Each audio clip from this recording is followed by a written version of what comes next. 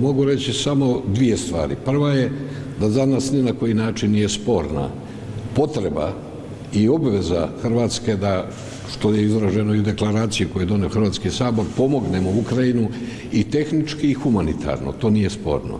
A druga stvar, da se ta pomoć, posebno kada je riječ ovdje o obuci, što uključuje i neke druge važna pitanja, mora temeljiti na Ustavu Republike Hrvatske. U ovom trenutku mi proučavamo tekst kojeg smo dobili prije sat vremena i pozivanje na članak 7 Ustava Republike Hrvatske, da li je to usklađeno s tim. Hrvatski Ustav štiti hrvatske građane i Hrvatsku državu.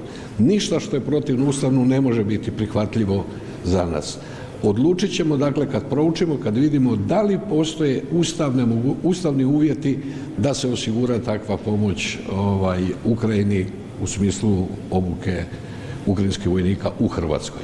Znači, ovoga trenutka još nemate deklarativno mišljenje o tome, je li ovo sve suglasno? Da, velim, proučavamo jer postoje različita, mi smo vidjeli i očitovanje Ureda predsjednika Republike, vidjeli smo pitanja ustavnosti članka 7 i da li se on odnosi na ovaj konkretan slučaj.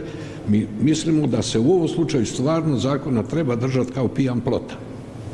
Ako doista ustanovite da je ovo sukladno Ustavu i da se tome može nastavljati i glasovati, kako će se postaviti? Nije sporno ni na koji način naša podrška takvom obliku našeg angažmana u okviru tehničke i humanitarne pomoći. Pa i ako to podrazumijeva dolazak ukrajinskih vojnika? Da, jasno.